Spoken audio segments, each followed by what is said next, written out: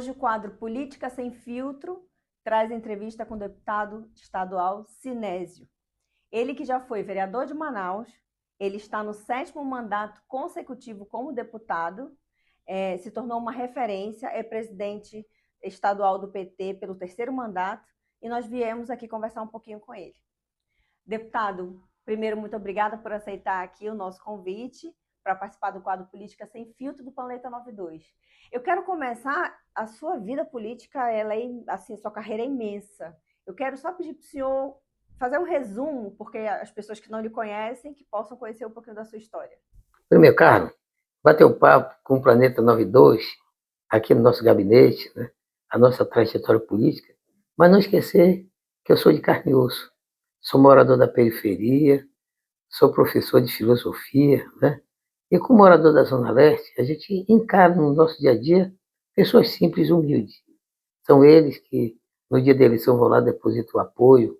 E eu, na verdade, transformo a tribuna da casa aqui do Poder Legislativo como se estivesse numa sala de aula. Então, para mim, não é muito difícil, não. Não é difícil porque eu entendo que o nosso papel aqui, como legislador, é fazer leis e projetos que venham ao encontro dos interesses da população, principalmente aqueles que mais necessitam. Eu estou agora no 8º mandato, meu primeiro mandato foi de vereador em 96, e eu creio que, sendo decano aqui da casa, eu tenho contribuído com esse debate, com pautas que, na verdade, muitas delas são instigantes, ninguém quer meter a mão na massa, porque diz assim, político não pode falar de mineração, político não pode falar de transformação social, não pode falar disso, não pode falar daquilo.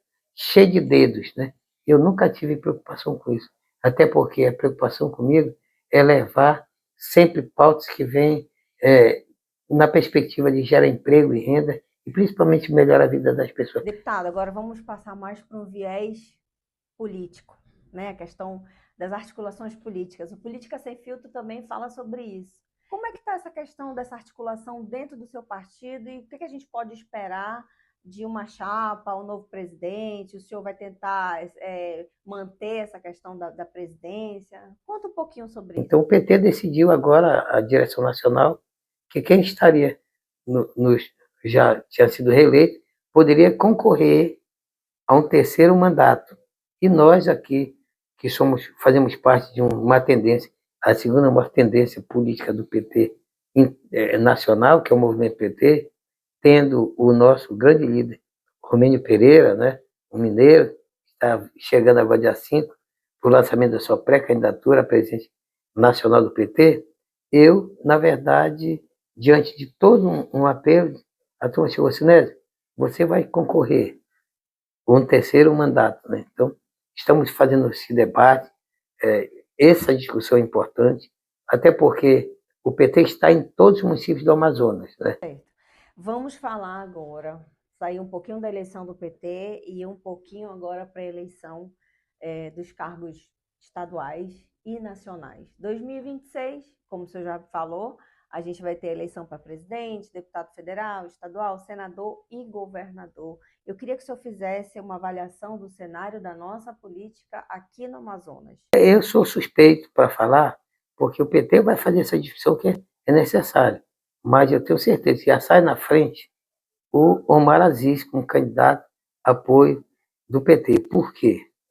Porque o Omar foi um companheiro de primeira hora do presidente Lula, na hora do Lula e do Brasil, quando foi no período mais crítico que o país passou, que foi o período da Covid, onde milhares de amazonenses estavam morrendo, ele teve a coragem de abrir e presidir a CPI da Covid, onde era negado o direito de todos nós tomar vacina. Então, isto é um grande legado, e quando não teve medo de peitar a direita.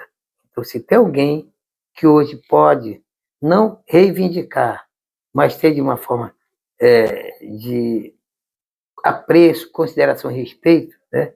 Eu creio que o Omar, ele indubitavelmente será o nosso pré-candidato ao governo, né?